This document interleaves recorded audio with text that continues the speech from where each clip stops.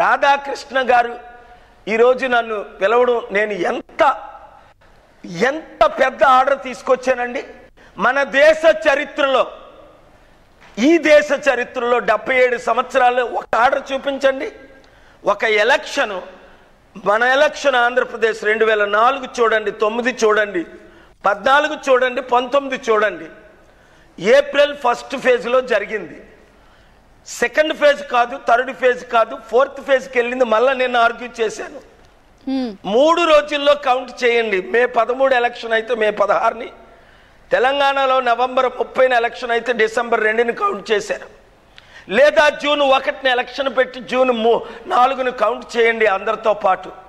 ఎలాగ ఈవీఎంలు 2009 ఎలక్షన్లో 4000 ఈవీఎంలు రాత్రి మీద రాజకీయ నాయకులు దుండగలను పంపించి ఎత్తుకెళ్ళిపోయారు. ఆ ఈవీఎంలు ఈ రోజుకు దొరకలేదు. మునుగోడులో 2022 నవంబర్ ఎలక్షన్లో 82,000 మంది నాకు ఓట్లు వేస్తే మా కళ్ళ ముందు ఈవీఎం బండి ఇక్కడికి వచ్చి పార్క్ చేసి కొత్త బండి వచ్చి మాయమైపోయింది. చూపించి హైకోర్టుకి వెళ్ళాను, చీఫ్ ఎలక్షన్ కమిషనర్కి వెళ్ళాను. ఏంటి మా ఆంధ్రప్రదేశ్లో, తెలంగాణలో అయితే ముందు ఎలక్షన్ పెట్టి 40 రోజులు టైం ఇస్తారా? ఈవీఎంలు మీ ఇష్టం వచ్చిన వాళ్ళు మార్చుకుంటారా? అదే ఇతర రాష్ట్రాల్లో అయితే ఫేజ్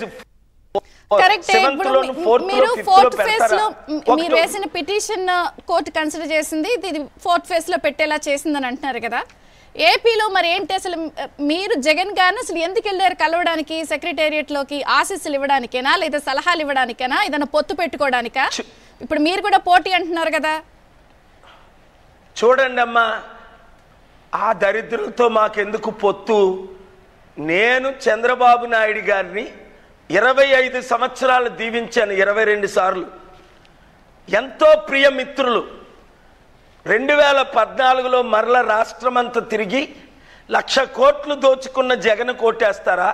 1,00,000 కోట్లు రైతులకు రుణమాఫీ చేస్తానన్న జగన్ చంద్రబాబు నాయుడుకి ఓటేస్తారని తిరిగితే, చంద్రబాబు నాయుడు గారు 2014 ఎలక్షన్ తర్వాత అద్వానీని పిలిచాడు, పవన్ కళ్యాణ్ని పిలిచాడు, 100 మందిని పిలిచాడు. నన్ను కనీసం ఎలక్షన్కి థ్యాంక్స్ కూడా చెప్పలేదు.